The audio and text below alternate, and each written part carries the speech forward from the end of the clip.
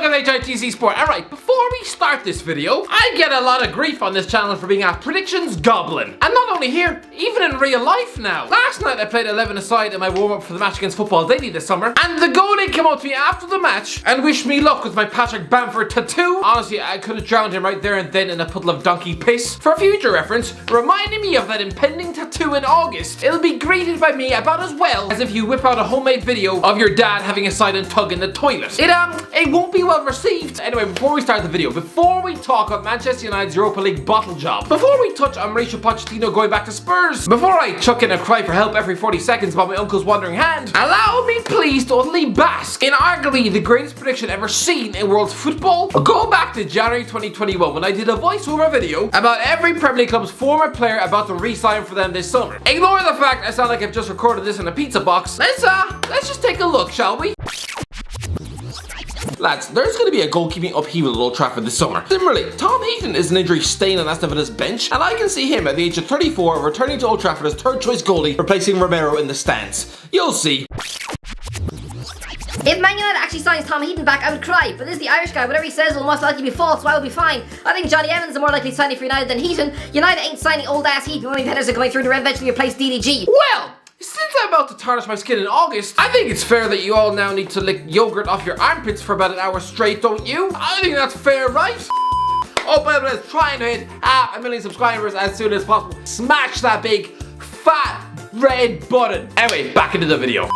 Anyway, speaking of Manchester United goalkeepers, who else thinks that David De Gea right now must be furiously chewing the inside of his mouth? I'll touch on him in a minute, but imagine being a big club like Manchester United and reaching the final 2 kicks of a mammoth inconvenience like a Europa League journey, only to leave with nothing but a runners-up medal. It's something the United players clearly cherish as if it was made of plastic and just been dipped in a pint of pig diarrhea. Honestly, when receiving these loser medals, it almost looked like a race for who could yank it off their necks as soon as possible, as if all the silverware just come from being pulled straight out of a billy goat's arse. But yeah, to get to the Europa League final and not win must be like Frodo Baggins finally arriving in Mordor, only to wind up twisting his ankle and dying in a ditch. But as for De Gea, the man is currently stuck in an alternate universe of utter misery for his career. Imagine if a fax machine hadn't turned his Real Madrid contract into looking like a plate of scrambled egg. Imagine if he just wound up at the Santiago Bernabeu in 2015 at the age of 25. The guy will currently be a 3-time Champions League winner with over 200 games under his belt for the biggest club on planet Earth. Instead of now, he's in his 30s, hasn't lifted a league title since he was 22, and is currently losing his place to a former Grimsby Town goalie, and has just missed the decisive penalty in Europe's second-rate competition. He's just been outshone in a penalty shootout by a former Man City 7th choice goalkeeper, a guy who, when living in Manchester, probably had a part-time job in River Island and would have pestered De Gea for a selfie outside of Burger King. But De Gea is a potential Champions League winner with Madrid, and now instead being portrayed as the villain in a Thursday night tin pot tournament. It's the equivalent of a great like Roger Federer bottling a game of ping pong against his dog in a Club Med resort. Honestly, right now, De Gea should be seen as the world's best goalkeeper to breathe air. He should be the modern day Iker Casillas, and yet right now, the guy is about to be forced out of England and be linked with the mediocrity of Roma. Tottenham are currently second favourites to sign him.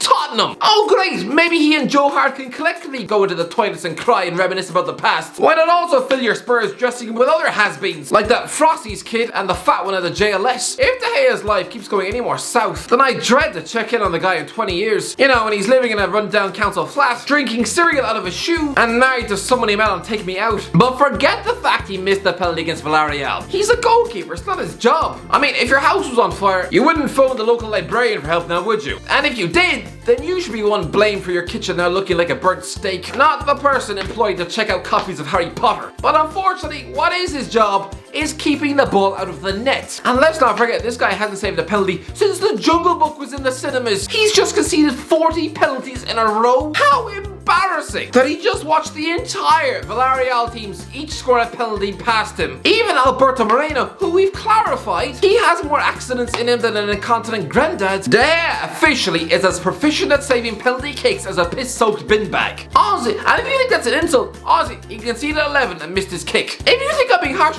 no, you tell me, what piss-soaked bin bag would do worse than those statistics? Name me one. There isn't a single one on planet Earth. You could have dug up a piece of roadkill on the way to the match in Gdansk, stick that that lump of dead badger intestines on the goal line, and it would have saved as many penalties as David De Gea and scored as many too. You've let 40 penalties in a row go past you. I'm sorry, I don't care. That is utterly embarrassing. Imagine those stats in any other job. For example, a junior vet who's just seen a consecutive 40 cats die on his operating table, probably because he tries to diagnose a routine cold by shoving a fork in their spine. What about a senior fireman who hasn't successfully managed to put out a fire since April 2016? Pretty soon, you'd start delegating him to do other duties, wouldn't you? Maybe put him in charge of finances instead of burning down every house in the neighborhood. It's not as if he's been facing consistently world-class penalty takers. No, he's allowed the likes of the mighty Neil Maupay, Victor Camarasa, Abubakar Kamara, Nathaniel Mendes-Lang, Tom Huddlestone to score against him. Lads, Josh King and Troy Deeney, you know, a meatball average sandwich, they've both held their nerve to score a combined 7 penalties against this man. I'm convinced I'd score a penalty past David De Gea. But listen, De Gea shouldn't be scapegoated for this result. I have a few questions for Ole Gunnar Solskjaer. Actually, not so much a few, just one glaring one. Like, why in your club's 61st game of the season did you then wait until the 100th minute to make your first sub? This guy packed 4 subs into the final 4 minutes of this match. Am I the only one who saw that Paul Pogba looked like he'd be nursing a stitch in his chest for about an hour? This season, Bruno Fernandes has been more overworked than retail sellers over Christmas, and most of them with bloodshot eyes look like they just come from puking in their back office. Oh, but Ollie had nothing on the bench. Oh, did he not? Is Donny van de Beek just a myth then? You know, that £40 million midfielder who's supposed to be the next Galactico. And yet now Ollie is treating him like that stepson who eats broken glass and wipes his knob on the curtains. I'd be surprised if he even wished Donny a happy birthday. Lads, to put this in context, Sir Alex Ferguson used to use Tom Cleverley 5 times more than Ollie is currently using Van de Beek. How does that make any sense? You essentially paid a £40 million fee for the Dutch Nick Powell. Wasn't Brandon Williams supposed to be the next world-class English fullback coming through? I'm not the biggest fan of Daniel James, but sticking raw pace against a tired Villarreal backline for more than 4 minutes might have actually been a tactical masterstroke. Instead, he gets less time on the pitch than it takes to cheese grill a sandwich and Costa coffee. And listen, Ollie, 123rd minute introductions of Juan Mata and Alex Telles. Sure, they were clearly brought on for the penalty kicks, showing that Ollie has about as much faith in Scott McTominay and Aaron Wan-Bissaka for the penalty spot as the rest of the world does chunks. But why not also bring on Dean Henderson for the shootout? He saved 8 penalties, including one from Gabriel Jesus. And instead of watching the entire Villarreal team queue up to repeatedly make David De Gea show the reflexes, timing, and mental strength of a splattered pigeon. By the way, for all the non-Manchester United fans out there tuning in to watch this game on BT Sport, Ozzy, you must have felt like ripping out chunks of your own armpit hair and clogging your ears with it. The sickly sound of Robbie Savage literally cheering on Manchester United in the commentary. Lads, Dan James scores a routine penalty and Savage actually says, "Come on, Wales." No, Robbie, that's next month at the Euros. This is still club football. I know it was 2 hours of awful football and you might have drifted off, but no, it was the Europa League.